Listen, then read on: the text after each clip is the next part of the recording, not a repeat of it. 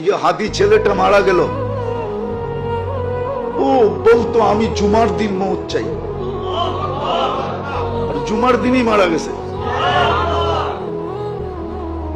কেননা আমাদের 2 ঘন্টা আগে জুমা শুরু হয়েছে এই সিঙ্গাপুরে। কয় ঘন্টা আগে?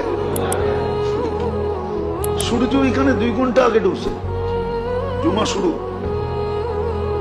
জুমার দিন মারা গেছে। জুমার দিন যে মারা যায় ওর কবরে কোনো সওয়াল জবাব নাই, ওর আযাবে কবর নাই। ওই যে মনের থেকে চাইছে আল্লাহ দিয়া দিছে। গুলিও খাইছে জুমার দিন, মরছেও জুমার দিন। হ্যাঁ, ওর কপাল খুলছে, যে মারছে ওরটা করছে, ওর কপাল করছে, আর যে মরছে তার কপাল খুলছে। দুনিয়ায় সংসদ সদস্য হয়ে কি হইতো? আর হাদিসে যেটা লেখা আছে ওইটাই যদি ওর ভাগ্যে জুটা থাকে তাহলে বাদশাহ থেকে বাদশাহ হয়ে গেছে। ওর রাজত্বে তো 70,000 অ্যাসেম্বলির মেম্বার হবে, মন্ত্রী পরিষদ হবে ফেরেশতা। ওর রাজত্বে 70,000 মন্ত্রী পরিষদ হবে ফেরেশতা। মিনাল মালাইকা, যে সবচেয়ে ছোট জান্নাত পাবে ওর মন্ত্রী পরিষদ হবে 70,000 ফেরেশতা। কুরআন বলে ইউতিহি মুলকান কাবীরা।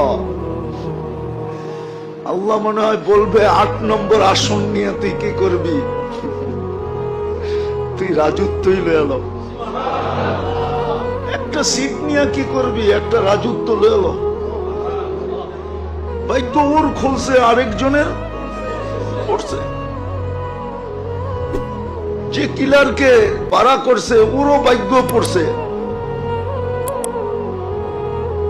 কয়েক গ্রুপের ভাগ্য পুরা গেছে আর ওর ভাগ্য খোলা গেছে।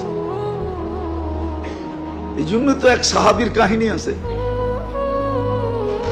খুনে বৃদ্ধ বলছে তুমি যাবা কেন যুদ্ধে?